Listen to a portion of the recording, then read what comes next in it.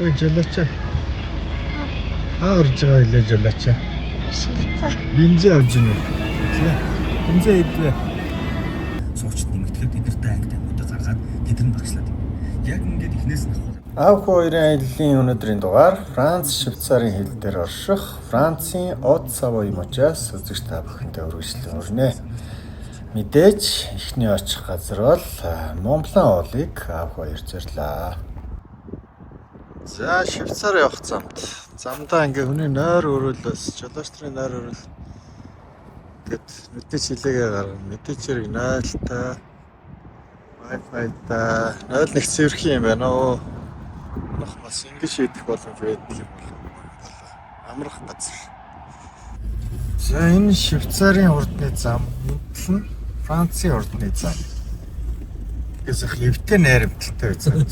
Хил гайл гэж юм байхгүй. Тэгэл бол Гараал ороод.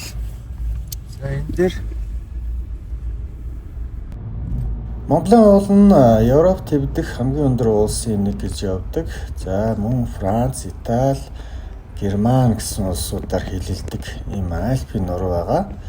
Түүний өндөр нь 4808 гэж явдаг болвол өнөөдөр аав хоёр 2500 дээр гарах зорилготой байгаа. Мэдээж эрг алхаж гарахгүй кабель кар буюу одоо бүхээгт дүүжин тээврээр оргилд нь гарна гэж бодсон. За ингээд олон оргилууд байдаг учраас яг аль нь аль оргил вэ гэдгийг аав хоёр судалгаагүйгээр шууд ирсэн. Судалгаагүй гэж одоо байн яриад байгаагийн утга нь тэрийн үндсэн зорилго Францын Диснейленд орж үзэх, за мөн Испани Реал Мадридийн тоглолтыг үзэх үндсэн зорилготой учраас бид хоёр Европоор газраар аялан тааралцсан газруудаа сонирхоод явж байгаа учраас албан ёсоор судалгаагүй гарсан гэдэг та бүхэндээ дуулгачи. Тэгээд мэдээж эрэг оцсон газруудаа бид гуглдээд мөн ChatGPT-гээр бүх мэдээллүүдийг аваа явж байсан. Ингээд та бүхэндээ бас бүх дүрснүүдийг үзүүлэх боломжгүй ч гэсэн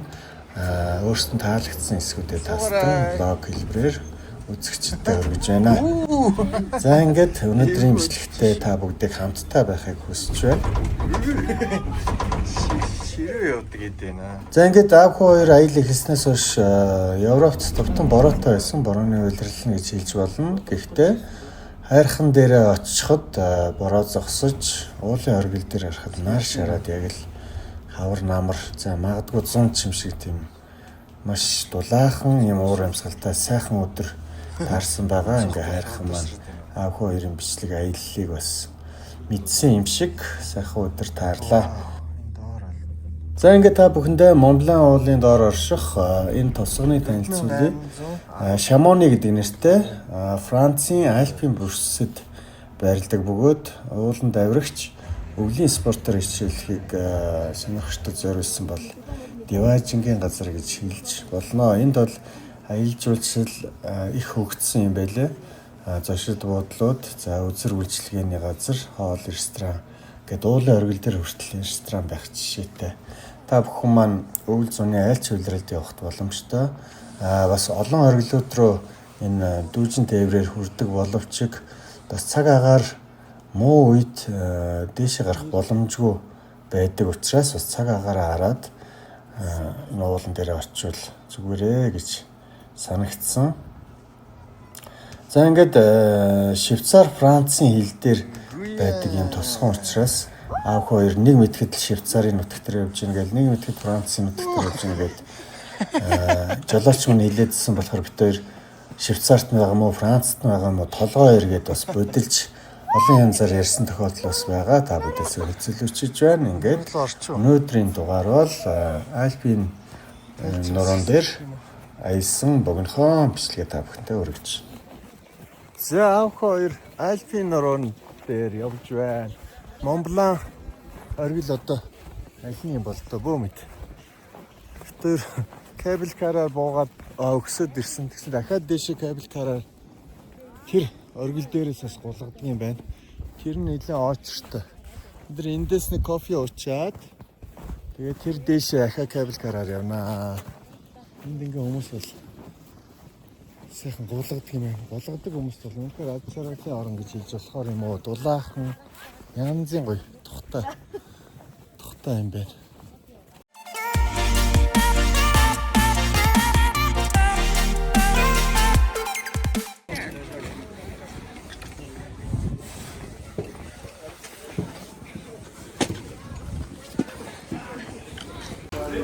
Нэг хүч одоо хаа явсан газраа бүргэр. Тэ.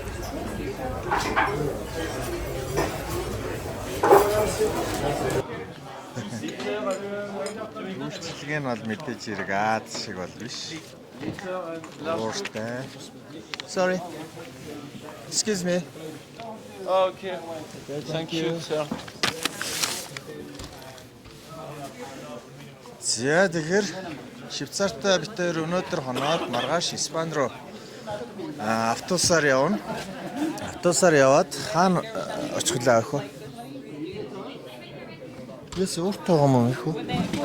Би Барселона яваад Реал Мадридийн тоглолт үзнэ. Энд одоо Витерос бусд нь бүгдээрээ л цана сноубордер гулгадаг юм байна. Бид хоёр ер нь гулгах төлөвлөгөөгөө үндсэн төлөвлөгөө бол хөл өмбөг. Тэгээд бас сайн гулгаж бас чадахгүй учраас энэ удаад боли дараа нь бас ирээд гулгуул бол үнэхээр Диважингийн газар байна өө. Цан чаргаар тэгээд дулаахан.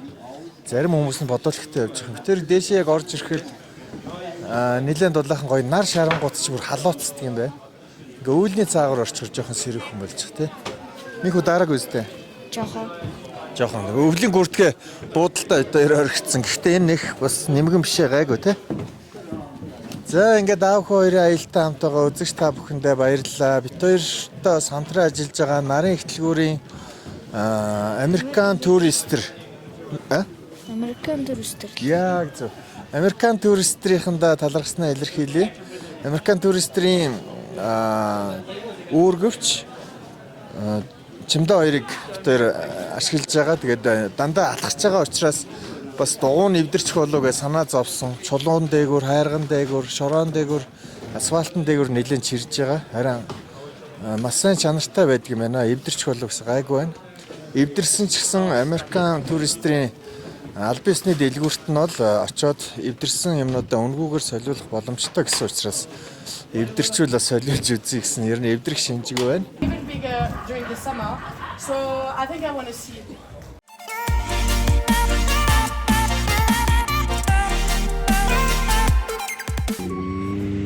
За кабель караар 2500 метрийн дээдлэлд гарна гэдгээр нь авсан. Тэгэхээр нэг хүний 45 евро болсон. Хүүхэд нэг 5 билүү 10 еврогийн хямд байсан. За мэдээж хэрэг уулын оргилд хоол идэж байгаа учраас хоолнууд нь бол амтанд ажгүй. Гэхдээ өртгийн хувьд бол газар дээр байх хоолны өртгөөс бол өндөр байсан. За пи ундааны хувьд ч гэсэн үнэгээ дагаад бас арай үнэтэй байсан. Мэдээж хэрэг зорж очсон учраас уулын оргил дээр хоол идэж за ганц аяг пив, кофе уух зэрэг нэг өдрийг бол ерөнхийдөө Монголын уулын оргил дээр өнгөрүүлсэн. Олон оргилууд байгаа. Тэрний нэг өндөр оргил дээр нь гараад ирсэн байна. Эндээс хүмүүс сноуборд цанаар гулгадаг. Нэг оргил дээр нь анх хоёр гарсан мундаг ор гараараа.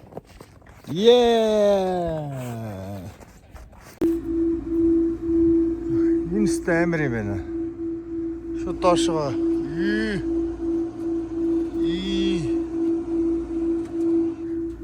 Юуч кабель кар чи хаан ч юу. За шидэд үз. Шоуно доор нисч штэ.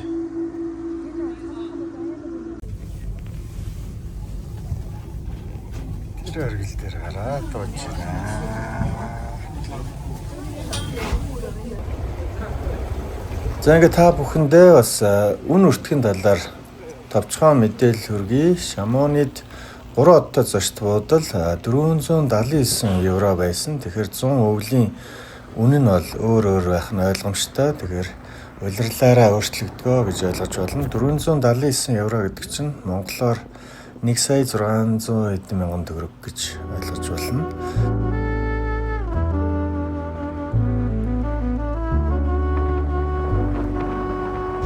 Швейцариар. За энэ цэцгэн цаг. Тийм ээ нөхөө. Цэцгэн цаг байна. Ийшээ юу байна? Rolex байна. Швейцариар. Ер нь Европч их эрт унтцаад юм байна да. Эрт унтдаг юм байна. 1955 онд Женев хотын бэлэг тэмдэг болгон бүтээсэн энэ цэцгэн цаг нь бол дэлхийн хамгийн урт секундын зүйтэй гэдгээр алдартай. Секундын зүүнний урт нь 2.5 метрээ. Цагны дизайн удирдлын туршид өөрчлөгдөж шин цэцэгс таригддгаар онцлог. Энэ цаг нь Швейцарын нарийвчлалтай цаг үйлдвэрлэл болон байгалийн гоо үзэсгэлэнг хослуулсан бэлэг тэмдэг гэдгээр алдартай юм аа.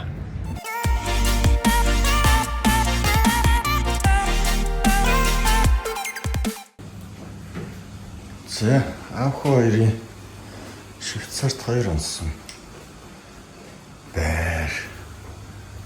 За, энэ эмбликонтой.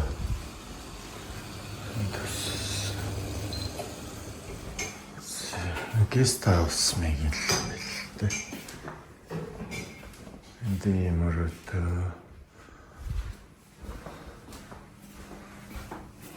Мэл.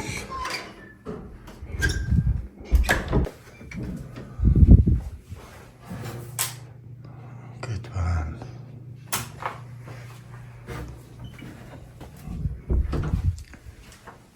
Зэ. Тэрэлэнч. Хоёрлаа.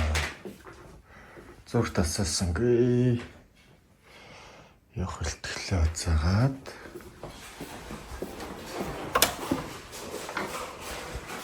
Зэ. Конлорч.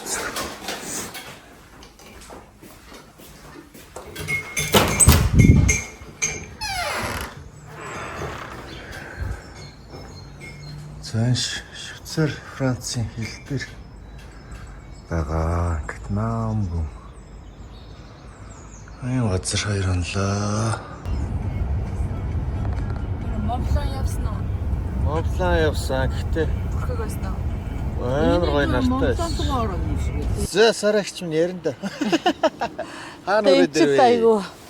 За энэ Франц Швейцарын хил дээр байдаг одоо био салбар маань байгаа. Энэ маань болохоор манай био сушины хамгийн анхны салбар байгаа. За энэ маань болохоор биофхэ гэдэг ингээд Францын нэлээд том био групптэй манайх хамтарч ажилладаг. Тэгээ энэ хамгийн анхны био салбар маань одоо нэгдэд одоо бараг 7 дахь жил рүү орж гинэ да. Камер мэмэр авахар эндийн дэс зураг авахгүй тэгэхээр бас нөкөө зураг явуулгаагүй бах тий. Энэ юм уу? Тий, ингээд энэ маань одоо ийм био дэлгүүр дотор ингээ манай анхны био суши маань нэгдсэн. Ямар болдог юм бэ? Тий. За Европ тий, манай компани бол одоо 100% монголчууд. Ерөөсө бүх хүмүүс нь монголчууд ажилладаг. Тий, тэгээд Францтай хамгийн анхны био суши салбар байгаа. Тий. Тэгээд одоо энэ дээр сайн уу? За манай дагна маань байна. Тий. За бүтээгдэхүүнээсээ танилцуулъя. Тий, одоо жишээлбэл ингээд бид нар бас Монгол хоолоо бас оруулах гад яг Монгол технологиор Монгол гудаатай хуурга Монгол цовин гаргаад одоо бараг 3 дахь жилдээ орж байгаа. Тэгээд бараг цовин эдгээр нь болохоор цовин бол биш. Эдгээр болохоор тий эдгээр болохоор нөгөө сүүлийн үед гаргаж байгаа ийм вокилбрийн хоолнууд гарч байгаа. Манай цовин бодоотой хооргоо маш сайн зарагддаг. Монголчууд авах уу гадныхан? Гадныхан бидний юунууд чинь дандаа л гадныхан зориулсан л ийм юунууд байдаг. Зөө. Та хаана сурсан ер нь суши?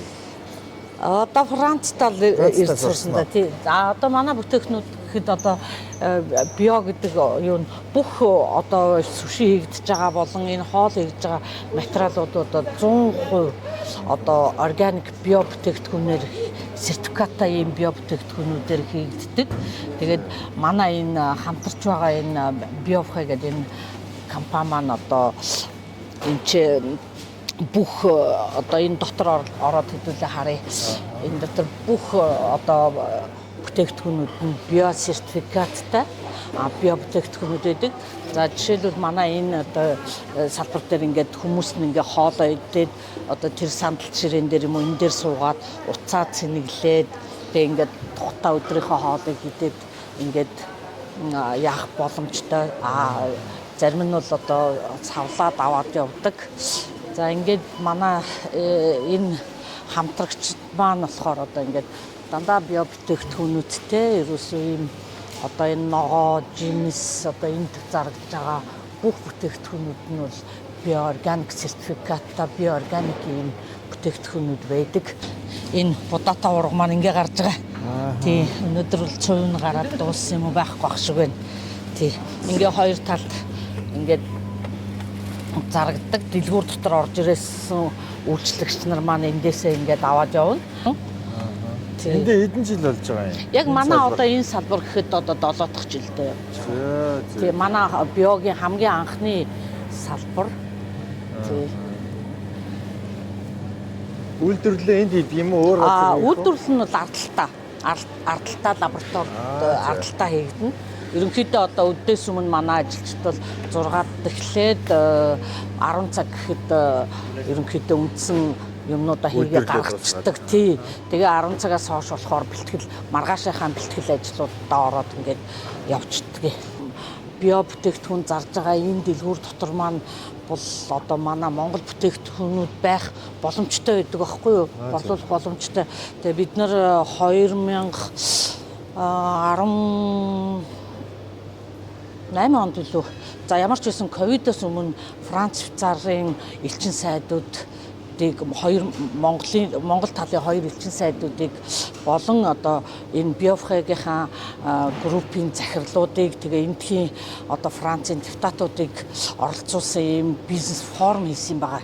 Тэгээ тэр форум дээр бид нэр одоо монголчууд одоо энэ монголчууд одоо манай компанид ажиллаж байгаа монголчуудад одоо байр болон ямар нэгэн хэмжээгээр туслах боломж юу байна. Нэгдүгээр хоёрдугаар Монголоос орж ирж байгаа Монголоос одоо био бүтээгдэхүүн оруулж ирлээ гэсэн тохиолдолд одоо энэ дэлгүүр маань борлуулах ямар боломж байдгүй гэдэг энэ юуг асуусан байгаа. Тэгээд тэр форум дээр болохоор бол био группийн захирал маань болоод манай компанитай удаан жил бас хамтарч ажиллаж байгаа учраас одоо Монгол бүтээгдэхүүнийг стандартын дагуу био сертификатыг автсан. Тэгээ одоо Францын зах зээлтэй өрсөлдөөд авахгүй тийм бараа бүтээгдэхүүнүүд байх юм бол борлуулахад бол асуудалгүй борлуулж өгч болно гэдэг ийм юм яасан.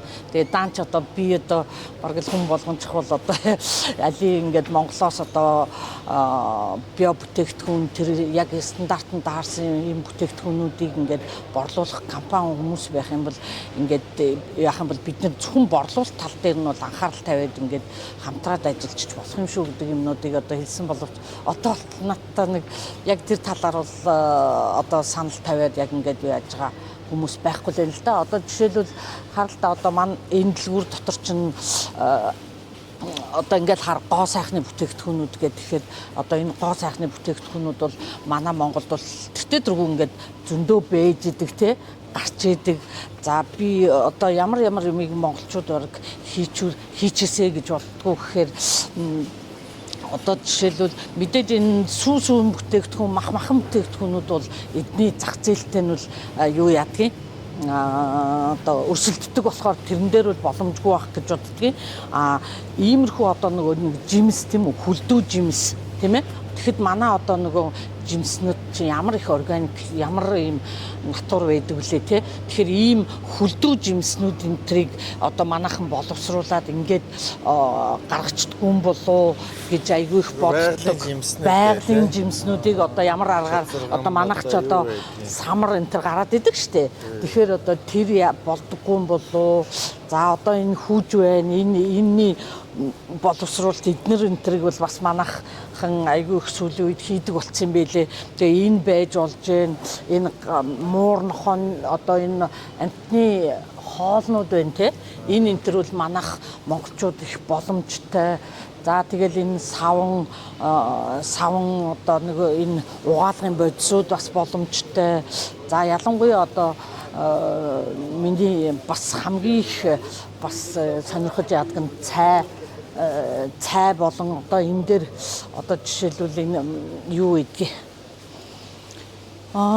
энэ амтлагч ногоонууд эдгээр дээр одоо манайх бол одоо өстой жинхэнэ одоо хоол амтлагааны гой одоо нэг натур одоо халиар юу гэл ингээл маш гой юмнууд байдаг л да. Эднүсийг ягаад манайхан монголчууд бол одоо хийж л байгаа гэж боддөө шүү дээ.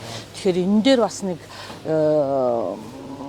манайхнаас болгоод ороод ирвэл би өөрөө бас нэг Монгол руу олон жил яваагүй болохоор бас Монголд ямар бүтээгдэхүүнүүд байгаад байгаа. Тэгээ одоо сүүлийн үед ингээл цай энтриг юм уу амтлагааны одоо энэ ногоонуудыг ингээл иймэрхүү хэлбэрээр яаж байгаа байхгүй. Тэгэхээр иймэрхүү юм дээр манай монголчууд уулын боломжтой юм да. Жишээлбэл ингээд нөгөө нэг халиар واخгүй юу? Тий. Тэгээ халиарыг ингээд сармистай юутай ч юм уу ингээд ийм гоё хэлбэрээр болгоод тэгээд эн чинь одоо юу юм бэ? Ерөөсө 165 грамм нь л одоо 4 евро 25 болчихж байгаа байхгүй юу? Тийм байгааз?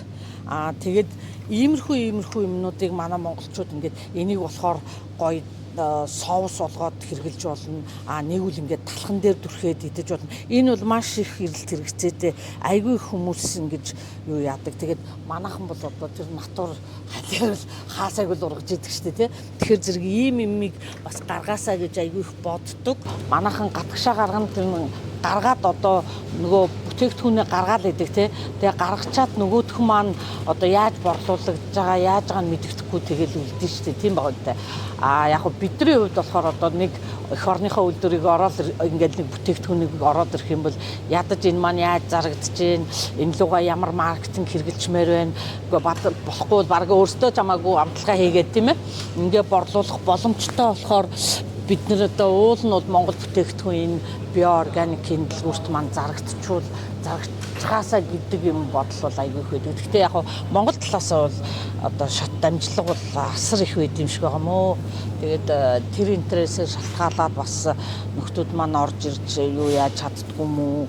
Яадгийн одоо сайн мэдэхгүй байна. Ийм цэцэргний бүтээгдэхүүнүүд энэ төр бас янз янзын цэцэргний бүтээгдэхүүнүүд энэ төр орж ирвэл бас зүгээр байдаг юм болоо гэж боддог. Энд бол яг мерсер цэцэргантай тийм бүтээгдэхүүнүүд харагдчихэдэг л да.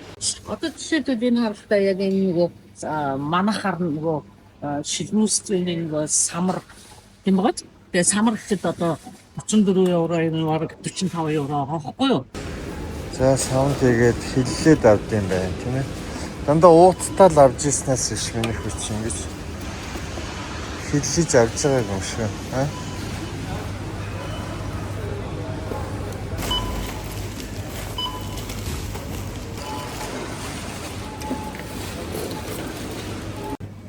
За сайн байна уу? Сайн байна. Өөргөө танилцууллаа ш та. Балхачгүй Бакбат гэж юм байна. За хэр удаж чинь да? Европт ирээд. Европчтой бараг 20 жил болж байна. Оо за удацсан юм байна шүү дээ.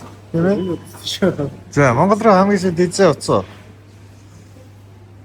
Өө болсон л нь урчнаа уулзсан. Сарасаар орчихсон. Гэр бүлэрээ байна уу? Гэр бүл. За. Энд тэгэд сүши хизэнээс хийж сурваа та чи. Энд ажиллаад хэр удачаа? Шил 17 оноос хойш хийж эхэлсэн. Одоо яг энэ компанид ажиллаж бол 19 он хийх бол хийх. 19 оноос хойш. За Монгол цагаан сар болох чинь бас найзуудаа гэр бүлийнхэндээ бас бичлэгээ дэвшүүлж байна. Монгол дэжтэй нэтээ гэр бүлийн найз нөхөдтэй бүхэн фашин хийж байна. За.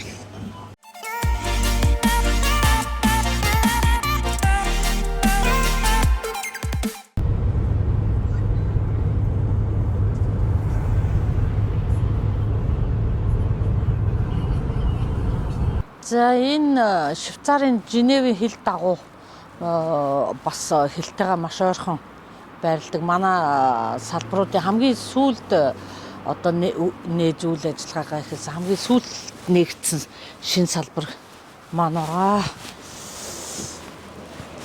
Яа.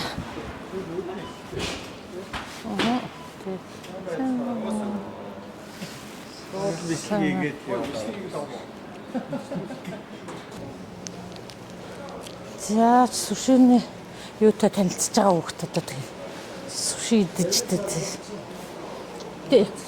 Энэ болохоор манай Альфийн ноён нуруутай хамгийн ойрхон байдаг салбар. Тэг ингээд ерөнхийдөө Монголын эндээс ер нь маш ойрхон. Айгүй ойрхон. Тэг ер нь ингээд баг нөгөө Альфийн ноён урлагийн салбар уусуудын хажуухан тал байгаа л гэсэн үг. Хөрх юм байсан. Сайн байна уу та? За сайн байна уу. Аав хоёрын аялал гэдэг ингээ Европоор явж байгаа нэг дөрвөн цуврал нэвтрүүлэг хийх гээд. За. Таарсан монголчуудтайгаа л ер нь ганц хоёр яриа хийгээл яваад байна. За. Тий, та өөрийгөө танилцуулаач. Намайг Бадамзул гэдэг. Би энэ Францын Клүз гэдэг энэ хотод ажилладаг, амьдардаг. Ерөнхийдөө бол хоёр ажилтаа. Эхний ажил маань, үндсэн ажил маань эндхийн хөдөлмөрийн байгууллагад зөвлөгч хийдэг. Одоо хүмүүсийн ажил олгоход тусалдаг, зөвлөгөө өгдөг, сургалтанд сургах, тий бүх тийм асуудалд зөвлөгөө өгдөг. За нөгөө талдаа бол нөгөө Франц хэлний баталгаат орчуулагч. Тий, тэгээд нөгөө янз бүрийн нөгөө шүүхийн болон цагдаа одоо бүх натраад эмнэлэг ер нь л бүх л баталгаат орчуулгуудыг бол хийдэг, бичгийн болон ярианы орчуулга хийдэг. Тийм юм байна да. Хэдэн жил болж байна та? Ирээд удаж байна. Ер нь бол анх Францд ирсэн монголчуудын нэг байх гэж бодож байна. Ирээд бараг 27-8 жил болж байна да. Зөө тийм биш. Ер нь тэгэхээр мэрэгжлийн орчуулагч гэхээр та сургуулийн дүр гэсэн юм байна да. Тийм би Монголд гадаад хэлний дээд сургууль гэж анх байгуулагдаж байхад Франц хэлний багш орчуулагчийн мэргэжлэр төгсөж исэн. Анхны төсөлтийн хүн байна. Тэгээд төгсөөд Монголдо 2 жил багшлаад хувийн сургуульд Франц хэлний багш хийж байгаа. Тэгээд Францд ирсэн. Тэгээд Францд ирээд магистрт суралцаад тэгээд ерөнхийдөө бол Францтай суурьсандаа эхлээд Франц хэл заадаг байсан. Гадаадуудад Франц хэл заасан. Тэгээд яванда ийм зөвлөхийн чиглэлээр суралцаад тэгээд ийм ажил руу орсон. Тийм. Тэгэхээр нөгөө монголчуудтайгаа тулж ажилладаг гэхээр ер нь их асуудлуудын бол ер нь бүх нууцуудыг мэддэг хүн байх нь шүү дээ. Тий, ер нь бол сайн ч зүйлүүдийг орчуулна, муу ч зүйлийг орчуулна, ер нь аль болгоныг орчуулна. Гэхдээ мэдээж хэрэг бас тэр хүмүүсийн итгэлийг даах хэрэгтэй байдаг. Мэргэжлийн нууц гэж байдаг болохоор тий, бас цааш цаанаа бас дүрмтэй байдаг болохоор янз бүрийн одоо тэр нууцыг хадгалах бас тийм үүрэгтэй байдаг. Тийм ч учраас баталгаат орчуулагч гэж яригддаг. Ер нь бол монголчууд маань ер нь юунд анхаарах хэрэгтэй юм шиг байна. Ямар асуудал ихэвчлэн оролцдог байна. Яг гоо манай монголчууд энд ирсэн монголчуудад би юу гэж хэлдэг вэ гэхээр чи Монголдо амьдарч байгаа биш энд амьдарч байгаа учраас энэ улсынхаа хуулинд захирагдаж амьдраа. Энэ улсын хууль дүрмийг хүндэтгэж амьдр тий. Тэгээд ерөнхийдөө бол тийм л юм хэлмээр байдаг. Яг гэвэл Монголд одоо маш их элбэг байдаг зүйл энд бол жишээлбэл хүмүүс тийм зүйлийг бол зөвшөөрдөггүй ч юм уу тий. Арх уух, зодтолдох, гудамжинд арх уучаад явж байгаа хүн би яагаачгүй штэ гэдэг тэгтэл үндэ бол энд бол олон нийтийн газар архитаар сууж явахыг хориглосон байдаг ч юм уу тий. Иймэрхүү асуудал бол байдаг. Тэр тухайн улсынхаа хууль дүрм журмыг л сахиад явахад бол тий, ерөнхийдөө бол тий. Тэгэл ажлын яг эндхийн хүмүүсийг ажлыг хийгээл цагийн хуваараа баримталдаг ч юм уу тий. Одоо тийм янз бүрийн яг л эндхийн хүмүүс яаж амьдарч байгаа сайн ажиглал хичээгээл амьдралдаа тэр хол газраас ирж ингэж зүтгэж иржээл одоо аль болох хурдхан шиг л энэ амьдралдаа дасах хэрэгтэй л гэж хэлэх гэдэг байхгүй. Хэлдэг ер нь бол энэ сайхан хайрхны одоо доор амьдарцгаад байгаа юм шүү. Ус мус нь бол гайхалтай юу. Тийм манай энд чинь нөгөө Францын Альпийн нуруу гэж яригддаг шүү дээ тий. Тэгээд маш цаны баазуудтай жуулчид их ирдэг газар. Эндээс одоо нэг 40 км газар нөгөө Мон Блан гэж ярьдэн шүү дээ нөгөө нэг оргил байдаг. Тэгээд эргэн тойрон маш их цаны баазуудтай. Жуулчид ихтэй газар байдаг юм бол. Тийм гэрийнхэндээ ээжтэй, хайртай ээжтэй болон эгч дүүнэртэй бүгдэнд нь сар шинийн мэнд хүргэе. Бүгдэд нь эрүүлийн хамгийн чухал нь тэгээд инээд баясал, баяр хөөр одоо хүний амьдралд байж болох бүх сайн сайхан бүхнийг хүсэн өрөө. Бас найзуудаа найзуудаа мартаж болохгүй. 10 жилийн найзууд байна. Их дээд сургуулийн найзууд байна. Өөр бусад бүх найз нөхөд ер нь таньдаг бүх хүмүүстэй монголчуудаа цагаан сараараа сайхан баярлаарай гэж хэлмээр байна. За энэ өгч сүттэй цайны хөвгт. Энзээ авахар та. Хүтэн байна аах. Гайгүй. Сүттэй цайн дуртай маа аах. За бензин хэд гэж байна? 98 юм уу? 1.78.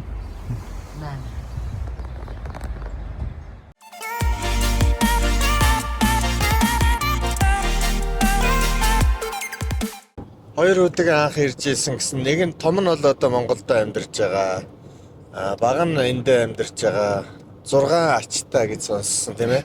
Тэгэхээр би эндээс юу асуух гэдэг нь гэхээр бид хоёрын аялал гэхээсээ илүү бас эндээ амьдарч байгаа монголчуудынхаа аж амьдралыг ер нь бага саххан ч гэсэн Монголд байгаа хүмүүст таниулъя гэж бодоод байгаа байхгүй. Тэгээ харахаар 90-10 хэдэн жил болцсон хүүхдүүдийн бас хил усны асуудал жоохон хүнд байгаа юм уу да. Хичнээн ээж автаа гэртээ ярьдаг ч гэсэн жоохон монгол хэлний асуудал жоохон хүнд байгаа юм болоо гэж анзаарагдаад байна. Та энэ тал дээр ямар бодолтой вэ? Би ер нь угаасаа нэг Монголд байхдаа ерөнхий боловсролын сургуульд 15 жил багшилж агаад ирсэн.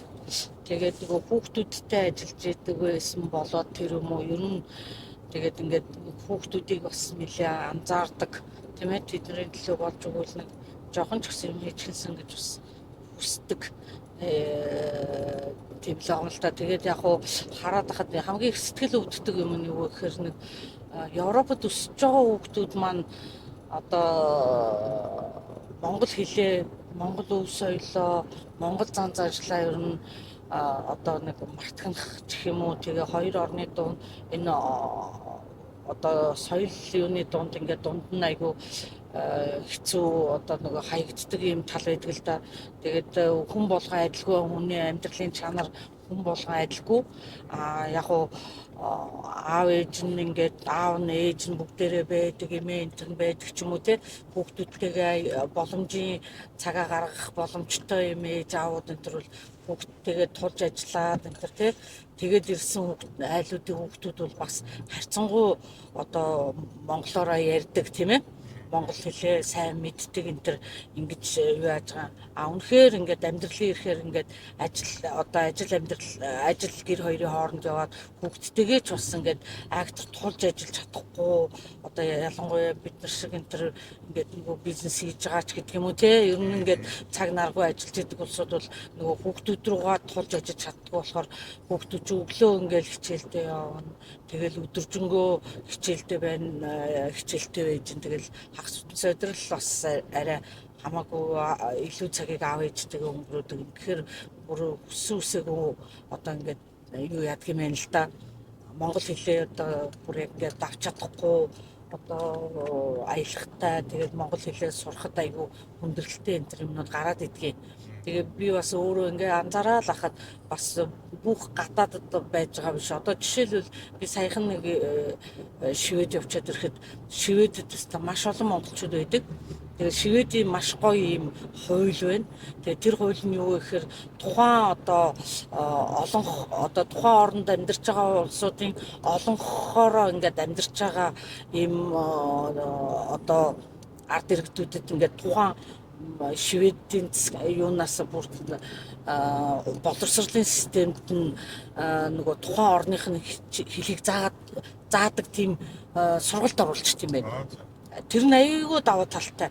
Тэгээд жишээлбэл Шведэд аюул олон монголчууд байдаг болохоор нэг сургуульд 10-аас дээш хүүхэд ч юм уу тэгээ байх юм бол тэр монгол хэлийг заадаг тийм програм тусгай багш ингээд хүслөөд ингээд програмд нь оруулаад ингээд монгол хэлийг заачт юм байна. Тэгэхээр Шведэд байгаа хүүхдүүд маш бас ингээд бусад орнуудын хүүхдүүдийг бодох юм бол аюул монгол хэлээ мартаагүй те хөөрхөн ингээд монгол хэлээрээ ярьдаг тэр байтугай одоо бүр хөөрхөн уншдаг энэ төр хүүхдүүд байж байгаа байхгүй юу.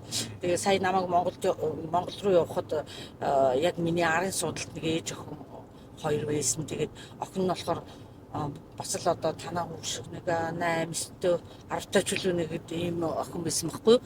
Тэгэхэд ингээд энэ тэнд ингээд буугаад ингээд яхаа Чингис хаан буудлаа энэ төр гээд ингээд монголоор уншаад байгаа байхгүй юу. Тэгээ бит хоёр хоорондоо харилцан ярьсан чи ер нь Шведийн энэ хуулиндаа яг тэгээд заагаад өгсөн болохоор монгол хэлийг заачдаг.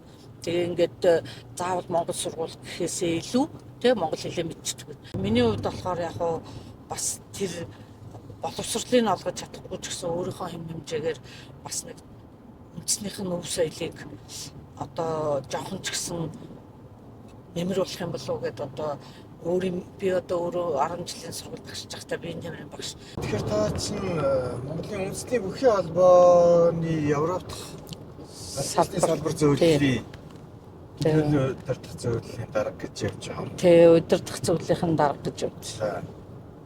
Нэг жилийн хугацаанд ямар ажлууд хийв? Яагаад эмэгтэй хүн одоо энэ бүхий холбооны тэр хүн болчих вэ?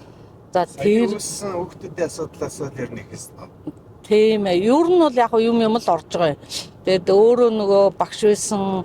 Тэгээд дээрэс нь бүхтэй их холбоотой байсан. Энэ утгаараа нөгөө нэг компани байгуулад ингээд үйл ажиллагаа хийгээ явахаар одоо манай компани ч одоо 8 дахь жил баг 9 дахь жил рүүгээ орж ин л тоо. Тийм тэгэхээр зэрэг 8 дахь жилдээ. Тэгэхээр зэрэг нөгөө манай компани болохоор бүр жил болгон бүр ингээд тасрахгүйгээр жил болгон наадмаа хийдэг байсан. Наадмаа хийдэг ерөөсөө. Тэгээд анх бол одоо тэгээд байгаа нэг салбарынхаа нэг хүмүүстэй нэг 10-аад хүн сууж байгаа л нөгөө нэг үл нөхөр нь ч юм уу тийм манад ажилдаг эрэгтэйчүүд ч юм уу нэг 7-8 гэр бүлтэйгээ сууж байгаа л ингээл барилдаад наадмаа хийждэг байсан бол одоо тэгээд сүулдэ бүр орноос бөхчүүд энэ төр ирээд манай байгууллагын наадам гэхэд 200-аас 300-аад хүмүүс цуглждаг. Тэгээ 32 бүх цуглждаг ийм үргийн хэмжээний наадам болоод хувирдсан. Тэгээ энэ утгаараа яг хуу одоо эндээ ингээд сүулдэ бүр хүүхдүүдийн барилдаа хүртэл болдог. Тэгээ энэ утгаараа нөгөө бөхөөрөө дамжуулж би бас ингээд хүүхдүүдэд энэ өв соёлыг өгж болох юм байна гэдэг л ийм үднэс л одоо энэ руу орцсон хэрэгэлтэй. Тий. Одоо нөгөө эрчүүдийн эрхийг хамгаалах төрийн бусын эзэн эмэгтэй хүн бүхий холбооны Европ салбар зөвлөлийн эмэгтэй хүн гэдэг юм. Иймэрхүү асуудлууд хүмүүсийг гаргаж явах юм уу? За яг үтэй тэгээд яхараач эмэгтэй хүн бүх байдгийн бүхий холбоог гэдгийн яхараач гэл ингээл яг ганц нэг сөрөг юмнууд байх нь байдаг юм уу? Тэгээ яг аливаа юмд нэг тийм сөрөг юмнууд байж л байдаг шүү дээ. Хааж газар хаач юмд тэгэл байждаг болохоор тэрэнд бол одоо нэг хаагтар ач холбогдол өгдөггүй. Зүгээр яг тэртэргүй одоо дэлхийн нийтээрээ л даяарчлал гээл одоо нөгөө юуны хүүсийн ялгуурл байхгүй болно энэ төр гэл ингээл янз янз одоо тэгэл бодолтой хамгийн манахаас илүү одоо нөгөө үндснийхээ соёлыг ингэж авдаг мавдаг гэл те айгүй актер одоо японочууд ч сумаач хүртэл одоо эмэгтэй барилддаг болчихлоо шүү дээ тийм байгаа үстэй тий тэгээд гендерийн асуудал ингэж яригддаг болсон болохоор тэгээ би ямар тэр дотор ороод барилдаад байгаа ч биш тийм ээ хөө тийм би одоо ерөнхийдөө тэр менежментийн хийх бодлогоор энэ төрдөл яаж байгаа болохоос энэнд бол одоо тэртээ дэргүү одоо бодоод үзэлтэй дээр үед бол яг уу манайхан чинь одоо эмэгтэй үнэн зодог шуудганд хүрдэггүй тий малгай төрүүд нь хүрдэггүй тэгэл эрчүүд өөрсдөө зодог шуудгаа ойдог малгай толгойгоо ойдог ийм л байсан л та угаасаа одоо бол одоо энэ бүхчүүдийн чинь бүхэл зодог шуудаг малгай гутал бүгд л эмэгтэйчүүд уралж штэ тийм байгаа үстэй тий тэгэхээр одоо 98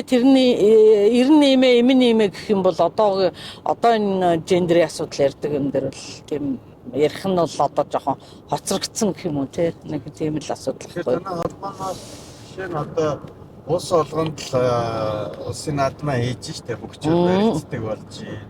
Ер нь энэ улс одоо хуулиндаа л өөрчлөлт оруулах хэрэгтэй байна л да. Баяр наадмын хууль гэж байгаа штэ. Ингээд цол олгох гэдэг. Тэгэхээр одоо жишээ нь танах ингээд Европтой холбоотой болчихж байгаа юм байна. Бүгчүүд мэдээж хэрэг одоо олон улсад энд наадам хийжсэн бол нэгдээд одоо том наадам хийж эхлэх байлгүй. Тэгэхээр цол мол олох талаас ер нь ямар бодолтой байдгийг. Хууль юмнууднаас өөрчлөлт орж ижил тэр гаргалгаа харах байна. Тий, яг уу ер нь бол яг уу нэг айгүй өргөдмөр юм нь одоо ингээд үндэсний бүхий цол зэргийг бол улсын баяр наадмын хуулиндаар ингээд олгогддог.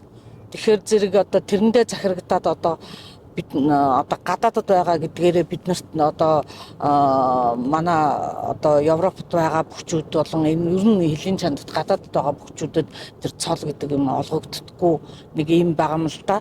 За тэгээд энэ яг уу одоо монголчууд нь олноороо гадаадд амьдарч байна, олноороо олон нийтийн юмд хамрагдаж байна тийм ээ. Тэгээд одоо энэ чутгаараа холбоодууд одоо манай холбоо бол одоо Монголын үндэсний бүхий холбооны гадаад дахь хамгийн анхны салбар холбоо юм билээ. Тийм тэгээд одоо энэ чутгаараа бас бусад холбоод энэ тэнд тэвүүдэд бас холбоодууд нээгдэх байлгүй тийм ээ. Тэгээд одоо бид нар бол ямар улсын бүр ингээд улсын начин, улсын авраг энтер гэдэг цол юмар горилох гээд байгаа тийм ээ. Бидний хийж байгаа уралдаан тэмцээний статус бол нэг аймгийн хэмжээний статустай л уралдаан тэмцээн явагддаг болохоор бид нар бол нэг сум аймгийн л цолны ил асуудал яригддаг л да үндсэндээ. Тий. Гэхдээ бас яг одоо ийм хэрэгцээтэй байна, өгөгдөх шаардлагатай байна.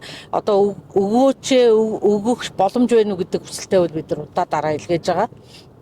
Тэгэхээр энэ нь одоо бүхий холбооч юм уу мэдээд өгчдөг байсан бол бас мэдээд өгчих хэмжээтэй. Гэхдээ даанч тэгж өгдөггүй болохоор одоо тэгээд хуулиндаа захирагдаад одоо ямар шат амжилгаар дамждгийг одоо тэр шат амжилгаар дамжаал өгөх хизээ нэгэн цагт бол өгөгдөн. Тэгээд өгөх ёстой юм байх шүү гэдгийг нь одоо мэдрэгдтэл бид нар бас нэг юмыг хийн л гэж бодоод явж лээ л да. Анханасаа хийгээд ч гэл явж лээ.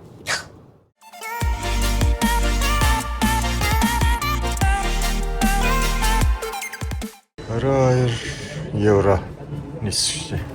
Монголчуудын хийж байгаас биш. За нийтдээ Францад 5 салбар нисвшээ байгаа юм байна. Сайн байна уу?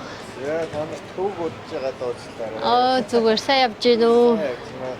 Хоёрын аялалгээд нэвтрүүлэг хийж байгаа юм. За. Тэгээд сараа ихтэй танилцаад бас салбаруудаар яваад монголчуудтайгаа бас уулзъя гэсэн багтаа. Өөрөө тоцхон танилцсан байж. Намайг Эрдэнэтлэг оюун цэцэг гэдэг. Тэгээд Франц улсад олон жил амьдарч байна да. За хэдэн жил? Тэгээд одоо 10 гаруй жил болчихно. Энэ юу гэдэг салбар нэ? Энэ Нанси гэдэг хотын галерей доторх салбар нь. Сайтай хүмүүстэй үйлчлэгийн газар ажилладаг байлгүй дээ. Одоо тэгэж штэ хүмүүстэйгээ ойлголцохын тулд хэл усгүй бол болохгүй штэ. Тий. За. Тэр нь хэр хүмүүс вэ? Зүгээр штэ. Нөгөө олон дунд юу байгаа штэ. Сантай муутай янз янзын бид нар дунд ч сайн муу байгаа тэгэхээр ч адилхан л гэсэн үг л дээ. Тий. Ажлын цаг нь яаж явдаг вэ? Ажил өдрийн 8 цагаар л. Тий. Өглөө 6-аас орой өдөр үдээс хойш 2 хүртэл. Тэгэл зарим нь 9-өөс 17 хүртэл. Тэгэл Монгол цагаан сар гэд нэлээд бүжгэнж ах шиг байна. Бид нар ч гэсэн эндээ хөөрхөн бас цагаан сар хийн штэ. Тус-тусдаа борцгоо хийгээд ааруул эзгийгээ хийгээд тий. Монгол шиг л. Энэ яг тэгээд Монгол компанид ажиллахаар шийдсэн. Уг нь өөр зөндөл ажлууд байгаа гэдэг. Тий өөр зөндөл ажилладаг яах вэ? Тэгээ нэг монголчууд хоорондоо юм чинь өөр ажилтууд бас хэл улсын тий янз янзын бичиг баримт одоо бичиж явахаас өмнө бид нар ч юм бол яг бүр ингээд А-Б-гээс 1 дугаар ангиас нэг хичээл суугаагүй болохоор бичиг юу унших юм дээр бас хэцүү шүү дээ. Тийм учраас тэр талаараа ч амар тэгээд яагаад ч мэдгүй тэгээд амар эндээ л байгаа гэдэг шүү тий. Гоё болохоор бүгдээрээ байгаа л тий. За Тэгээд за баярлалаа. Сайн яваарэ. Баяртай. За манай энэ салбар болохоор одоо Францын аялал жуулчлалын бас дээгүүр ордог. Аялал жуулч зундаа бол аялагчд маш их ирдэг ийм хотод байрладаг. Одоо энэ хотын төв одоо галерей буюу Лафайет дотор байрладаг ийм салбар байгаа. Тэгээд одоогоор одоо манай үдээс хойш болсон болохоор ажилчид маань одоо баг ихний яцсан бэлтгэл ажил руугаа орцсон байж ах шиг байна. Тэгээ энэ салбар маань болохоор бас арай өөр технологиор өөр борлуулалт маркетинг хэрэгжилж одоо ажилдаг ийм салбар байгаа. Энэ салбар дээр бол бас дөрвөн ажилдаг. Тийм. Тэгээд ерөнхийдөө үйлчлүүлэгч нар нь бол нэлээд одоо энэ хот маань өөрөө худалдаа авах чадамж сайтай нэлээд ийм юутай улсууд байдаг болохоор энэ салбар маань манай хамгийн их борлуулалт буюу хамгийн их одоо юутай ажил ихтэй ийм салбар байдаг.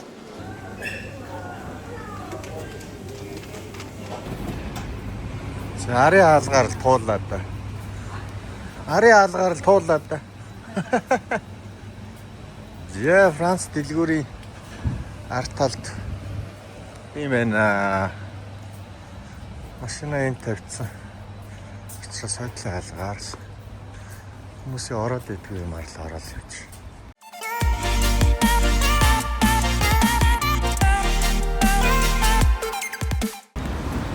За авах хоёр яваад нэг ийм гоё нууран дээр ирлээ дээ. Ийм гоё. Реал Мадрид л үзсэн. Юу ч юм нэх үү? Пичтэй. Тэр мохоор ирсэн үү? Oh my god. Танаас баха сууга давтаасан. Кит дөрөв бүлж гот.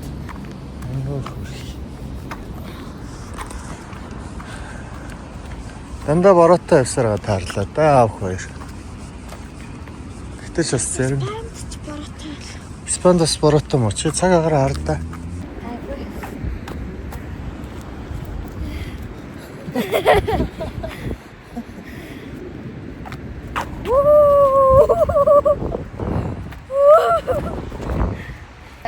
Бичсэн доороос чи. Доороос бичнэ. Гүн зураглаач хийж байна. Энэ гой гүүрэн дээр ирсэн. Юу гэдэг гүүрийн бөө мэд. Сарда. Products Boys and Girls. Харуултаа ийшээ харуул. Оо.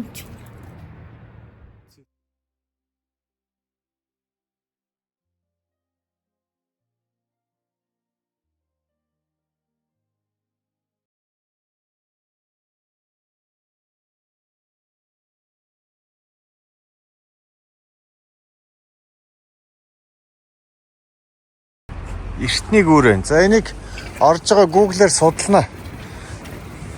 Битүүр ч ямар ч төлөвлөгөөгүй явж байгаа учраас хаана ямар гүүрэн дээр ирснээ мэдэхгүй л байгаа ш. Ийм ахт. Орж байгаа Google-аас сайхан судлаад тайлбарна. Доош харагдсан. Зэн доош шууд харагдчихээн тий. Юугүй нөө. Одоо бүр гол хэсэгт нь очих юм бол бүр амар өндөр юм байна. За яриад авда тайлбарлаа. За би чинь гөр юу ч мэдэхгүй л. Юу ч мэдэхгүй л дээ гэж. За Франц таамаг швейцард байгаа юм уу? Бөөм. Явж байгаа ч мэдэхгүй. Тэр юм.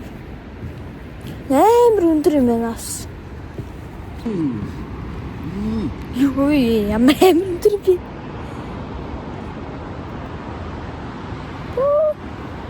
Амар юм байна.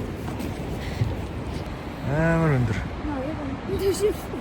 Өндөр шилээ. Нэрэнгээс өмдөн шилээ яа. Амар юм байна. Хоёлаа зураг даруулъя энд. Хөлөө тавьж байгаад.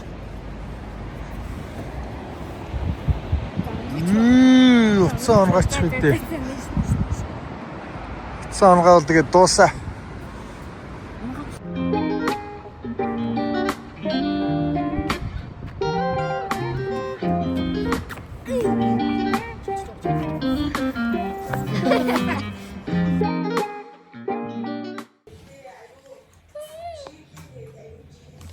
Эрэгтэй юм уу наа чи? Арцэрэг юм. Хармааргүй байгаа юм биш. Хармааргүй байгаа юм биш. Хармаар аа.